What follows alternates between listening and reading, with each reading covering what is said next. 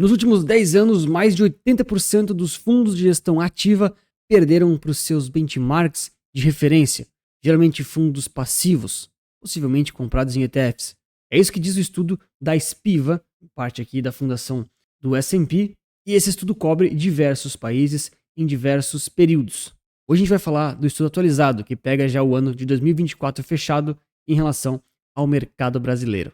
Lembrando que esse vídeo aqui não é uma recomendação de investimentos e que retornos passados não são garantia de retornos futuros, tá certo? Então, só para você entender um pouquinho, esse estudo aqui ele é muito importante para quem investe através de gestão passiva e ETFs principalmente, mas também para quem ainda não conhece esse tipo de solução, começa a entender um pouco dos dados por trás, a inteligência por trás de você investir de forma passiva, tá? Então, esse aqui é o estudo chamado Scorecard Spiva, pegando aqui a parte da América Latina, né? Eles fazem isso de forma global, ele vai medir o desempenho de fundos mútuos de gestão ativa, aqueles fundos multimercados, fundos de ações, assim por diante, do Brasil, Chile e México, tá? Contra os seus respectivos benchmarks em diferentes horizontes e prazos, tá? Lembrando que vai focar muito mais aqui com os dados do Brasil, tá? Naturalmente, os outros países também são importantes, mas para nossa realidade, a gente vai olhar muito mais para o Brasil, tá bom? E a gente vai entender então as estatísticas e taxas de desempenho superior e de sobrevivência, principalmente aqui em relação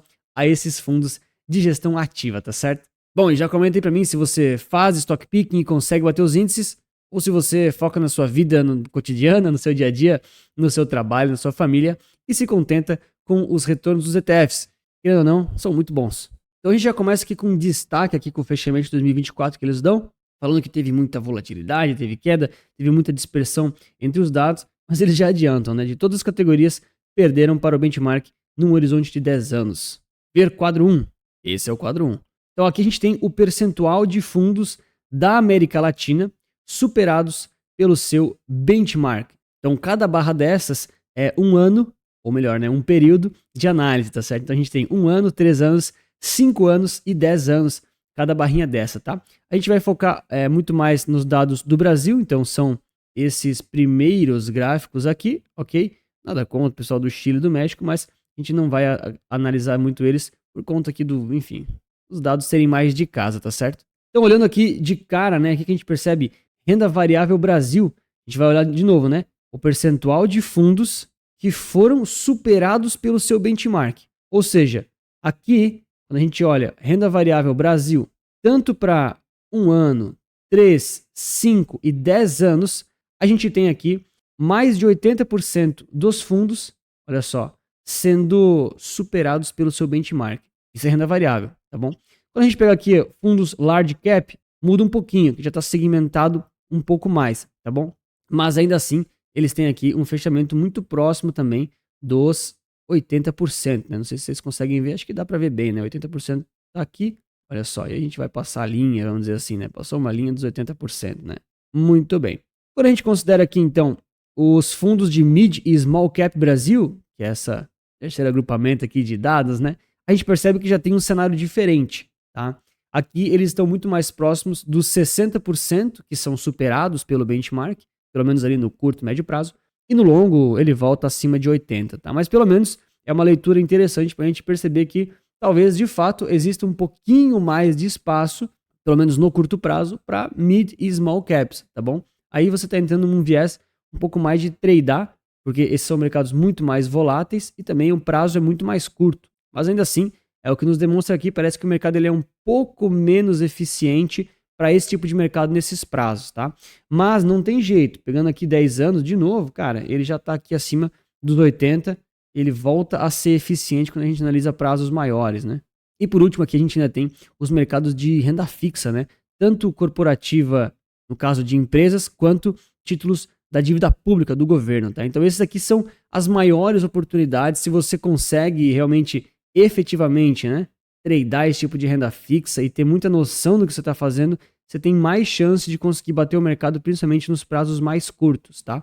Não é tão simples, mas aqui, pelo menos o resultado que a gente tem hoje, né, é um pouco mais possível, considerando que o mercado ele é menos eficiente. Tem que tomar cuidado só com algumas coisas, tá, pessoal? Por quê? Aqui eles estão comparando fundos em relação ao seu benchmark, ok?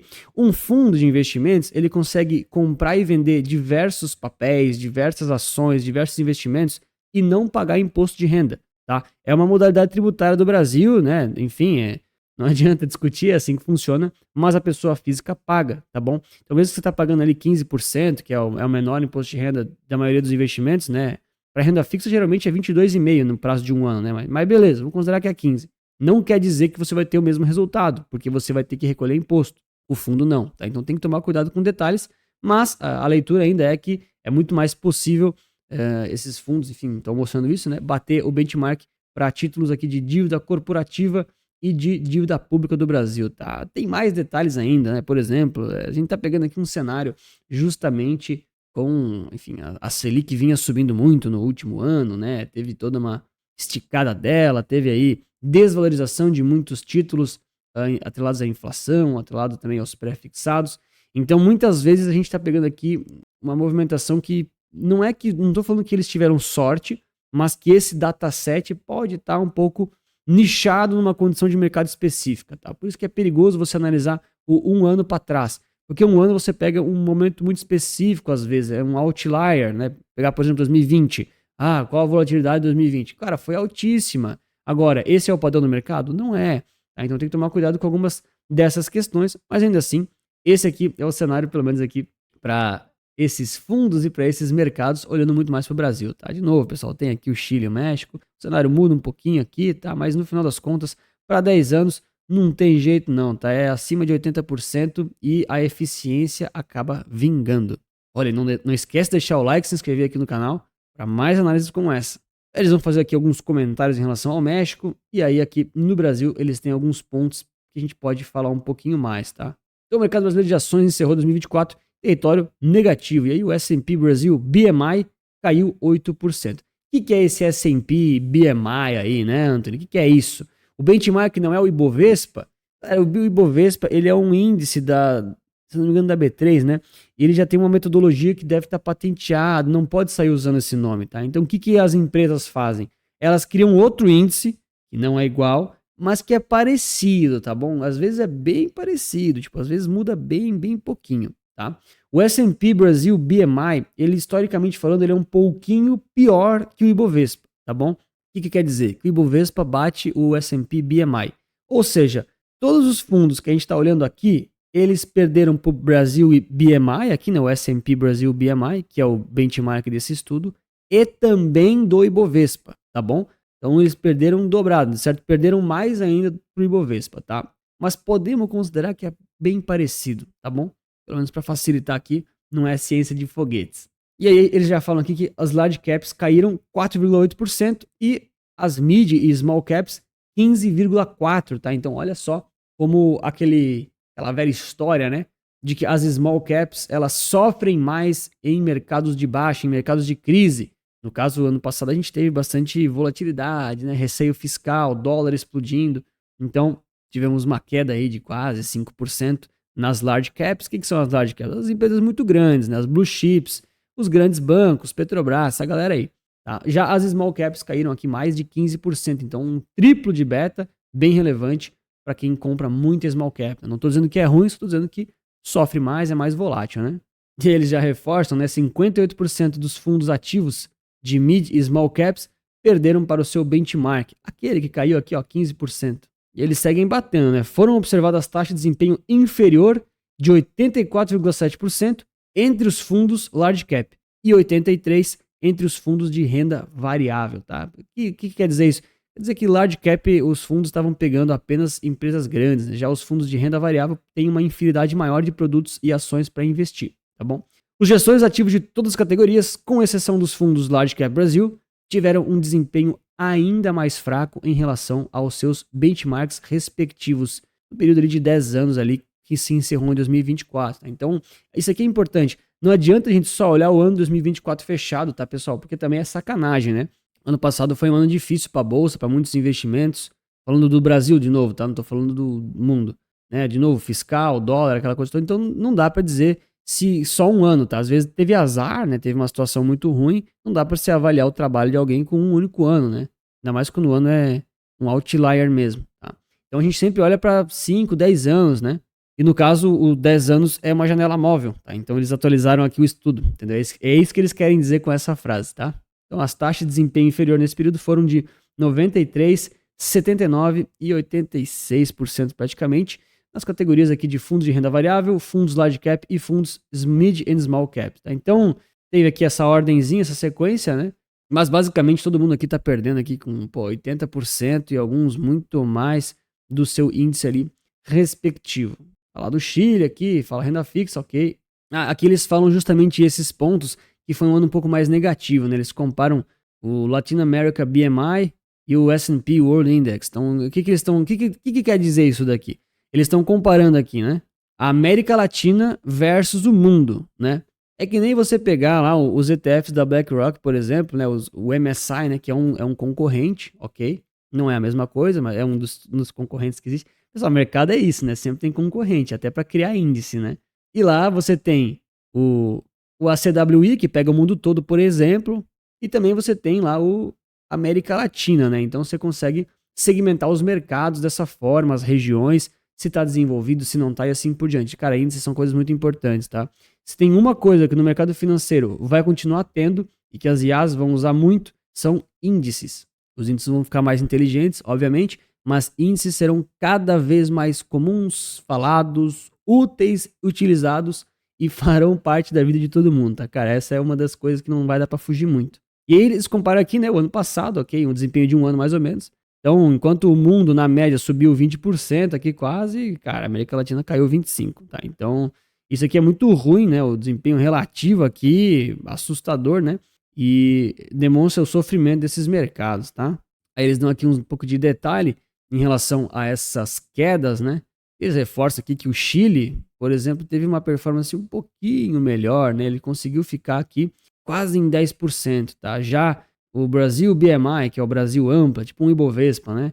Brasil Large Cap, Brasil Mid Small Cap, a galera aqui caiu e todo mundo foi feio aqui, tá? Foi feia a queda. Então, novamente, a gente estava olhando um índice da América Latina, olha como é importante o índice. E agora a gente segmentou esse índice em outros índices menores, aí tem várias classificações, tá? Mas estou mostrando para você só, para você entender, né? Caso você não saiba disso ainda, né? Faz parte, que o índice ele é uma ferramenta capaz de segmentar e representar um determinado mercado. Por isso que é tão importante. E claro, não é todo índice que é bom, entendeu? Não é isso também, né? O índice ele é uma ferramenta. Você tem que saber usar ela nos contextos certos, saber interpretar da forma certa também. Cara, e aqui tá uma das coisas mais espetaculares e mais interessantes e assustadoras desses estudos em relação a stock picking, gestão ativa, versus gestão passiva e ETFs. O percentual de ações e fundos da América Latina com desempenho inferior ao índice. Então, a gente já viu que os gestores ativos, eles perdem ali, em média, né, 80% do índice, né, 80% deles perdem para o índice, às vezes mais, às vezes menos, mas mais ou menos por ali. Agora, e as próprias ações dentro do índice? Então vamos lá, né, a gente sabe que, né, renda variável Brasil, 83% perdeu aqui do índice, ok, e olha só que interessante, 68,8% das ações que compõem aquele índice perderam para o próprio índice. Vou repetir, tá? Caso você não tenha entendido. Esse número é muito importante. Na minha opinião, esse número é mais importante do que esse aqui dos gestores ativos, tá? Por que, Anthony? Porque eu não invisto com gestão ativa. Então, esse número aqui nem me interessa, para ser bem sincero. Mas é importante para a gente conhecer, né? Conversar um pouco sobre isso, enfim. Agora, para quem faz stock picking, você precisa escolher os 30%, aquelas ações dos 30% que bateram o benchmark, entendeu? Senão você naturalmente vai perder dele.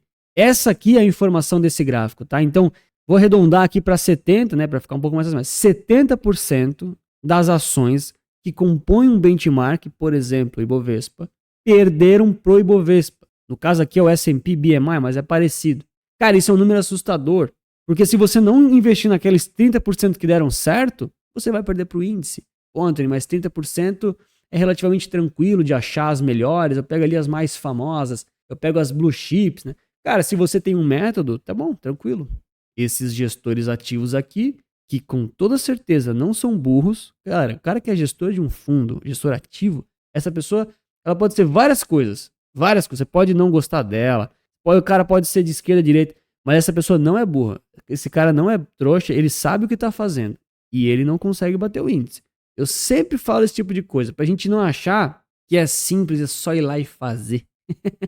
É só ir lá e fazer, cara. Não é assim, tá? Tem o componente da sorte, que no início talvez você consiga se beneficiar dela, mas aqui no médio e longo prazo, cara, a estatística, ela é um tapa na cara assustador. E novamente, não tô dizendo que é impossível, né? Como vocês viram aqui, 30% das ações bateram o índice e 20% aqui dos gestores de renda variável do Brasil bateram também os índices, tá? Então não é impossível, não é isso que eu tô falando. Só tô falando que é um pouco mais difícil do que falam por aí, tá? Eu não tenho nada contra o pessoal querer fazer um curso para fazer stock picking, contabilidade, ler os relatórios de 791 páginas, ADRE, fazer todo o valuation, analisar todos os gráficos de todas as ações possíveis, de todos os tempos gráficos possíveis.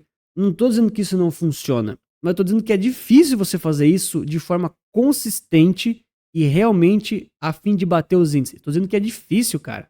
E muitas vezes as pessoas se iludem porque veem por aí, num anúncio, num vídeo, que é só ir lá e fazer 3 coisas e vai conseguir bater o... Cara, não vai, velho. Não vai, cara. Eu já tentei. Como vocês viram, eu preferi não insistir no erro. No caso, o erro é insistir numa coisa muito difícil. Porque na minha opinião, se você está se perguntando como é que eu descubro quais são as 30%, né, daquelas ações que vão bater o índice, na minha opinião, essa pergunta tá errada, cara. Para 99% das pessoas, essa pergunta tá errada. Se você trabalha no mercado financeiro, se você é uma pessoa com uma inteligência muito, muito acima da média, aí, cara, esquece, tá tudo bem. Agora, se você é um profissional aí, um médico, advogado, fez concurso público, se você é Uber e você trabalha com outra coisa, que não é investimentos, essa pergunta tá errada, cara. Você tem que perguntar assim, como é que eu bato 80% do mercado? Você não precisa bater o índice, você pode comprar o índice. É muito melhor para você. Vai te poupar muito tempo, vai te poupar muito custo, um desgaste mensal imenso de ter que ficar olhando todos aqueles documentos e fazendo seus modelos de investimento. Cara, isso vai levar um tempo tão grande que não vai compensar, cara. Simples assim, o lucro que você vai ter, se você bater, sei lá, 1, 2%, não vai compensar financeiramente. Você deveria estar estudando para passar num próximo concurso, fazer uma nova especialização, né? Aumentar a sua empresa, se você é empresário, seu consultório, se você é médico. Ou então, se você não quiser ganhar mais dinheiro, você pode curtir isso também, pode viajar, pode ficar com a sua família, talvez você tenha filhos. Tem coisas na vida que não tem preço também, é verdade, né? Então, esse é o tipo de dado que eu entendo, eu já vi isso aqui muitas vezes, já vi vários estudos, né? Esse aqui é o dado mais recente, mas esse é o dado que está na minha cabeça sempre. Poxa, é possível bater o benchmark, o mercado? É possível escolher as 30% das ações que mais vão subir, que vão bater o mercado? É possível. Mas será que é isso que você deveria estar fazendo? Será que é isso que você precisa mesmo? Será que é isso que vai mudar a sua vida? Aí você tem que responder e muitas vezes não é. Por isso que eu ofereço as carteiras recomendadas de Resulta Capital, porque você tem lá prontinho para em menos de 10 minutos no mês você comprar ETFs passivos para bater o mercado não, né? Os gestores, porque você está comprando o mercado, você está comprando a média de forma muito prática, diversificada, nacional, internacional, renda fixa, renda variável, tudo comprado pela B3. Assim você poupa tempo, continua investindo tranquilo, com o máximo de diversificação e pode, claro, focar em viver sua vida e não tentar bater os índices. Se quiser saber mais, tem um link aqui na descrição com mais explicações. Eles comentam mais algumas coisas, esse aqui é mais complexo, porque eles pegam fundos estrangeiros e consideram os dados aqui do Brasil, tem até dados internacionais. Se vocês quiserem, eu faço uma versão, um novo vídeo, né, com a versão do estudo da Espiva, considerando dados dos Estados Unidos, né? Lá o mercado é mais eficiente ainda. Me arrisco a dizer que o percentual é mais violento ainda. Historicamente falando, eu sei que é mais difícil bater o S&P 500, tá bom? Mas comente pra mim se você quiser, que daí eu faço o vídeo, porque eu não sei se tem demanda pra esse tipo de coisa, tá bom? E se você quiser saber um pouco mais sobre ETFs e entender que ele de fato é um investimento dos preguiçosos, mas que de fato dá dinheiro, eu vou te recomendar esse vídeo aqui. Tem muito mais explicações e dados interessantes. Espero que você tenha gostado. Muito obrigado pela sua inscrição e seu like. E lembre-se que investir certo resulta capital.